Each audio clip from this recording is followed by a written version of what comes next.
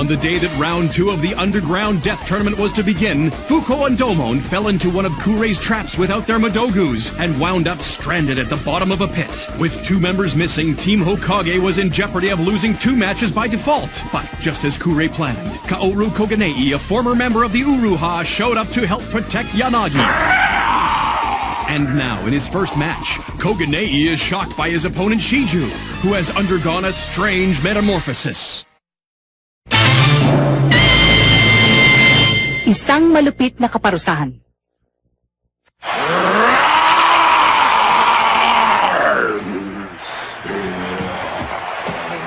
Ang matandang yun ang dahilan kung bakit nagbago ng anyo si Shiju. Naging masahol pa sa halimaw ang kanyang itsura. Si Shiju ay wala ng bahid ng pagiging tao. Isa na siya ngayong chimera. Ano ba yung chimera? Ay, naku, tita! Iba na lang ang tanongin mo tungkol dyan! Dahil alam ko ibig sabihin ng chimera! Chimay na mapera! Kanino ka ba talaga nagmana, Kondo? Ito'y isang organismo mula sa 2 o higit pang cells at nabuo dahil sa prosesong mutation. Diyan inilabas ni Genjuro ang kanyang galing sa psychic surgery. Psychic surgery? Sa pamamagitan ng kanyang mga kamay at aura, nagagawa niyang baguhin ang anyo ng isang nilalang. Pero si Genjuro ang tunay na naghahari sa kanilang lahat. Ang Shiju na nakikita nyo ngayon ay bunga ng aking matagumpay na pagsasanib ng katawan ng isang leon sa katangian ng isang tao. Ang nasa harap nyo ngayon ay isang mandirigmang may pambihirang lakas. Matandang baliw. Hindi ba delikado ang ginagawa niyang ito? Pwes, magkaiba tayo ng paniniwala. Sige na, Shiju!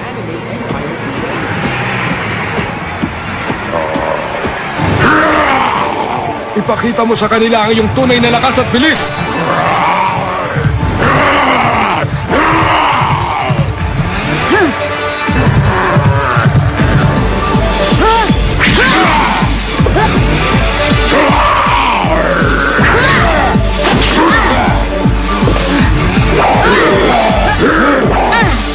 Ang galing ah! Mas mabilis pa rin si Lorcan kesa kay Shiju! Mukha yatang nakalimutan mo magpamanicure at magpa-pedicure! Ngayon ako naman! Kuka na ang kika-4 na anyo! Mikazuki! Etong sayo! Ano ka ba? Ginagawa mong madali para sa akin ang labang ito ah!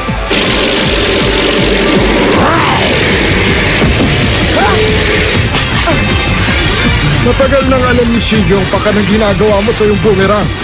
Hindi nahuga sa kanya ang pandaraya mong yan. Yan ang akala mo!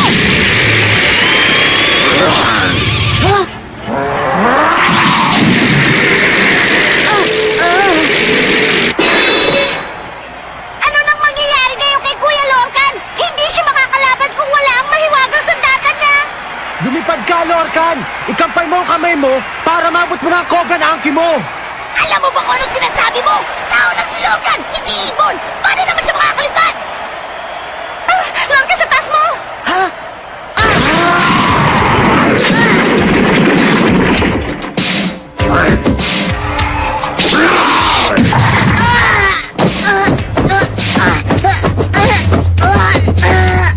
Sa isang suntok lang ni Shiju, ang layo na nung narating niya! Ngayon ay natikman mo na ang lupit ng kanyang pagiging halimaw.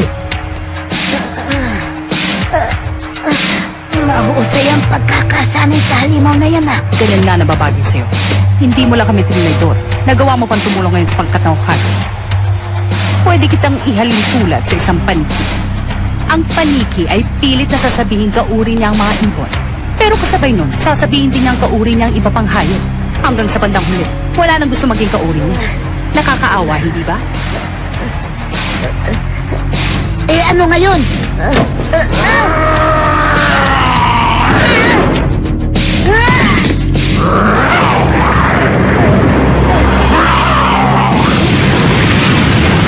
Lorcan! Nakakapanghinayang, hindi ba, Raiha? Isipin mo na lang na inalagaan ko ng gusto ang batang yan. Ngayon wala na siyang mahiwagang sandata, makakaya pa kaya niya ang manalo sa laban.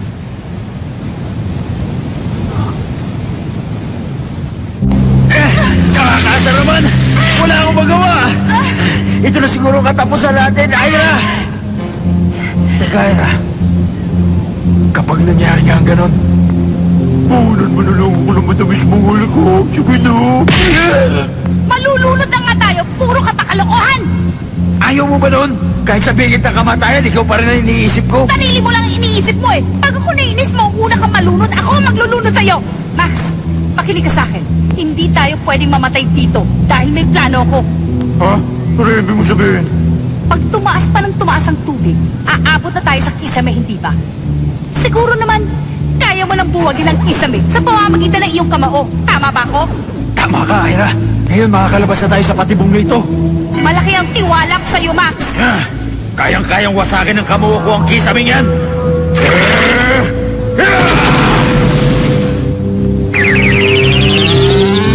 Hindi ko pala kaya. Max!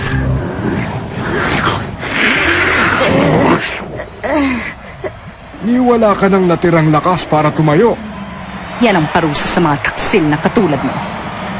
Sayang ang pagod ni Master sa pag-aalaga sa'yo dahil itinuring ka pa naman niyang kapatid.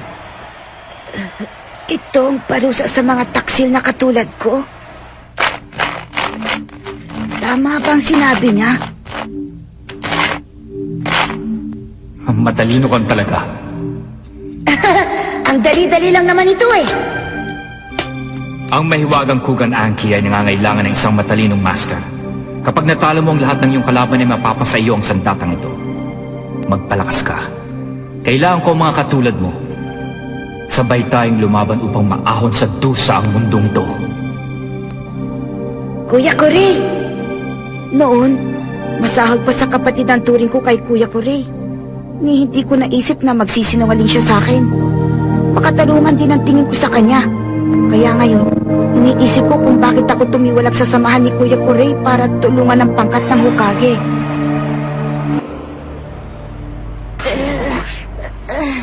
Ano ba? Huwag ka na magpahinga dyan, Lorcan! Alalahanin mo, nandito ka para tulungan kami mailigtas ang aking prinsesa, hindi ba? Si Ate Ana Yanagi nga pala. Pero bakit? Di bang sabi mo sa akin hindi mo sasaktan si Ate Ana? Kailangan ko siya para sa aking eksperimento. Wala akong pakialam kahit anong mangyari sa kanya. Tumigil na kayo! Ha? Talagang bata ka pa nga. Alam mo na, ang aking misyon na iligtas si Ate Ana Yanagi. Si Kuya Koray ang sinungaling. Siya ang taksil.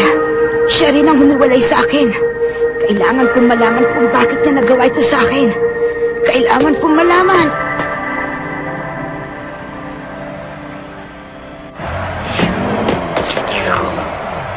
Ganyan nga, Lorcan! Huwag na huwag kang patatalo sa kanya! Nararamdaman kong may isang batang hindi na muling gagalaw sa mundong ito. Ito na ang takdang oras.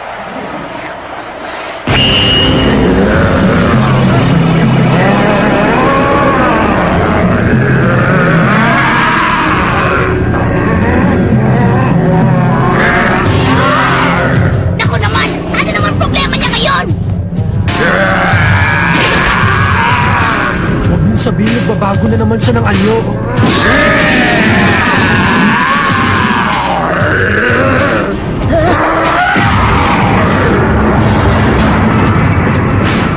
Ipagpaumanhin mo, kailangan ng kaunting panahon para tumubo ang kanyang mga pangil.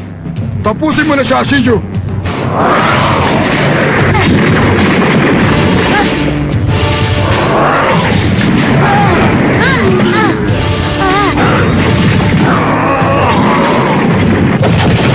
Wala siyang magawa para madepensahan ang kanyang sarili. Mukhang nadagdagan din ng bilis ang kanyang kalaban. Sigurado akong matatalo na siya! Hindi ako patatalo kay Shiju. Hanggat hindi ko nakikita si Kuya Koray at hindi nasasagot ang mga tanong ko, hindi ako pwedeng matalo!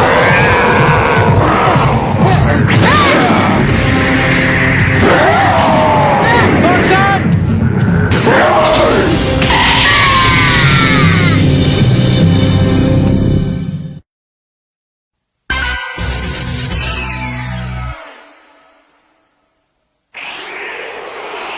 Kogane, no!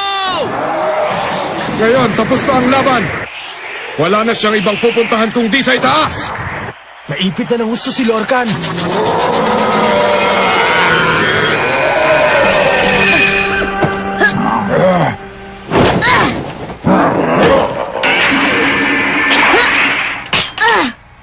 Ang galing! Kaya naman palang lumipad ng batang yan eh! Ang atake ni Shiju nagdala sa kanya sa itaas. Babalik ka ngayon sa pinanggalingan mo! Kukanangki! Ikalawangan niyo! Rio! Nagawa niya! Hindi, nasugatan lang niya ang braso nito.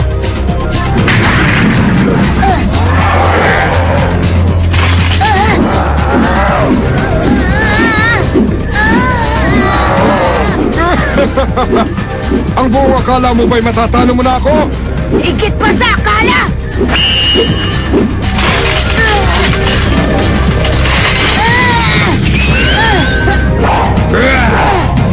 Ikatlungan niyo!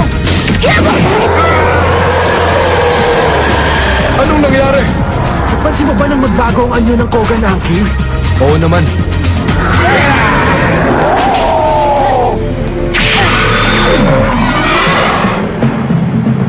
Ang panlimangan niyo! An!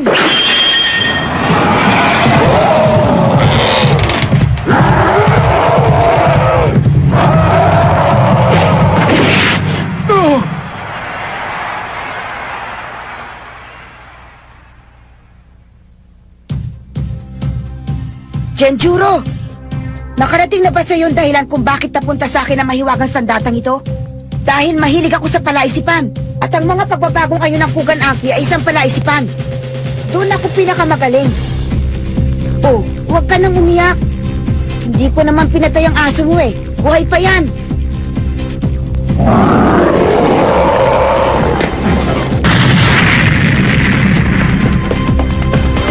Ang nanalo? Si Lorcan!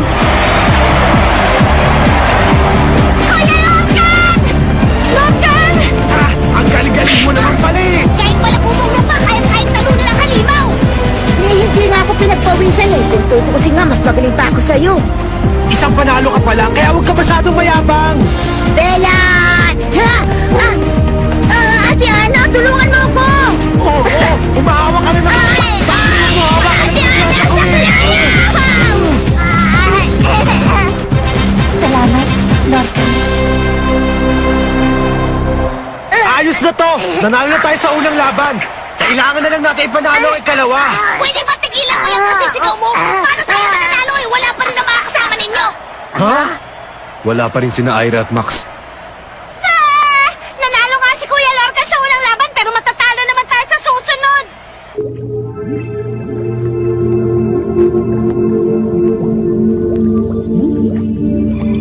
Hindi. Hindi ko na kaya.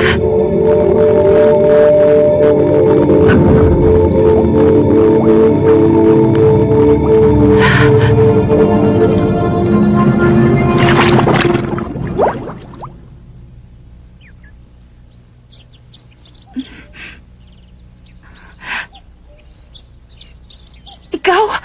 Di ba kasama ka ni Corey? Ang tawag nila sa akin ay Raiha.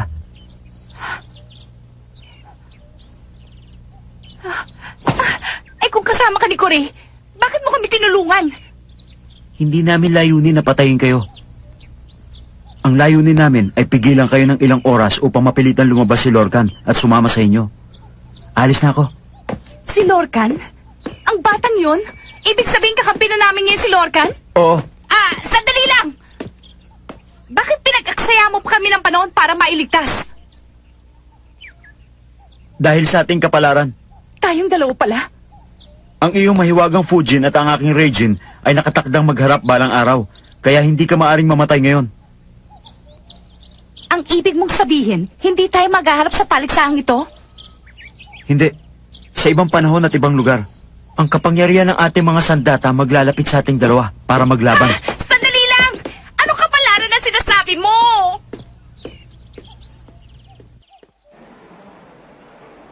Ang ikalawang laban ay sa pagitan ni Max ng Hokage team at ni X ng Uruha Maburoshi. Kaya lang, may problema pa.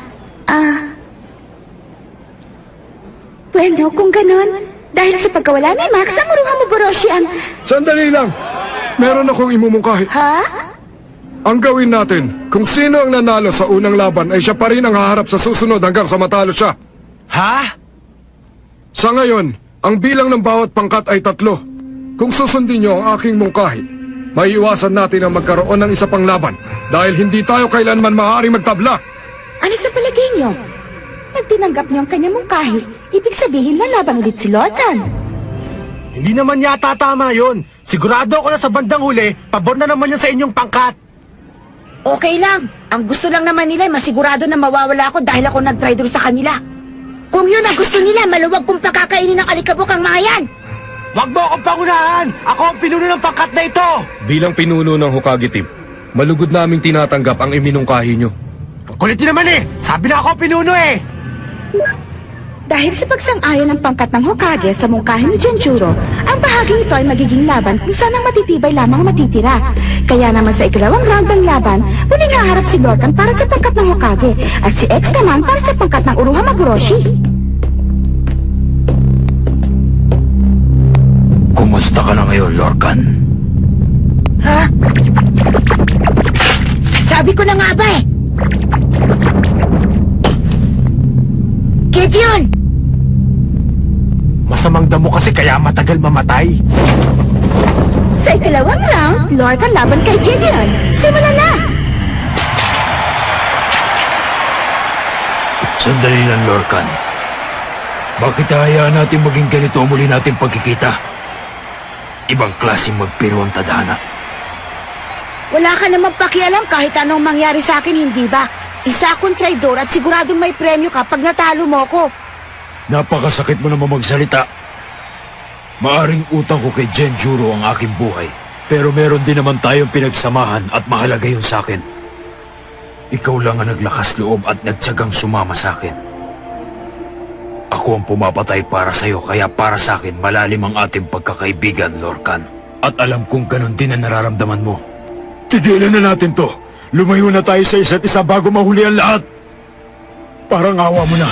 Masaya na ako tumanggap ng tabla mula sa labang to. Hindi yan ang usapan natin, Gideon. Utang mo sa akin ang buhay mo, kaya dapat lang nasundin mo ako. Dahil kung hindi sa akin, pataba ka na lang sa lupa. Pwede ba? Tumigil ka dyan! Ah, ano sabi mo? Walang sino man ang pwedeng magputos sa akin. Ano ba yan? Duwag! Lumabang kayo sa isa't isa! Yan ang dapat yung gawin! Tumigil kayo! Kayo ang lalabanan ko! Hindi ako makapaniwalang nagbago na siya.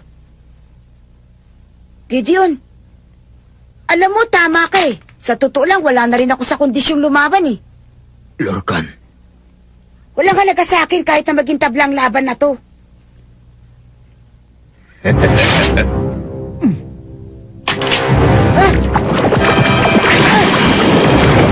Naloko na!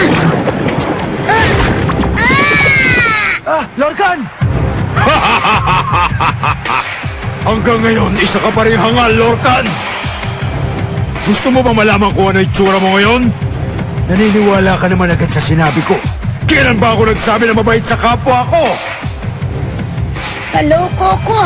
Imundanaya naman pala ang isang yan eh! Duwag lang gumagawa ng ganyan. Lorcan! Gamitin mo na ang Kugan Aki mo, tapusin mo na siya! Palagay ko hindi niya na magagamit ang Kugan Anki dahil bihag na siya ng husto ni Gideon.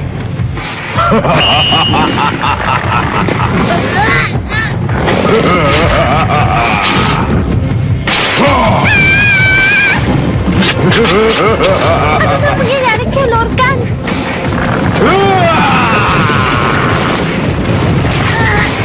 Anong klaseng halimaw yan?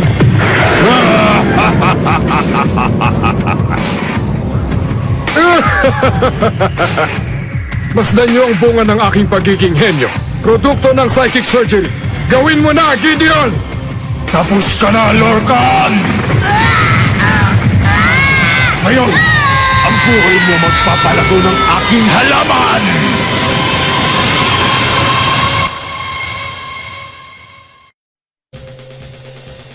Mokuren, you're a dirty lying cheat.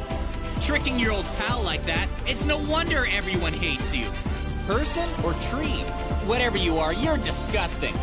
No worries though, I'm gonna burn Hey, Tokia, what do you think you're doing? I didn't say you could get in the ring.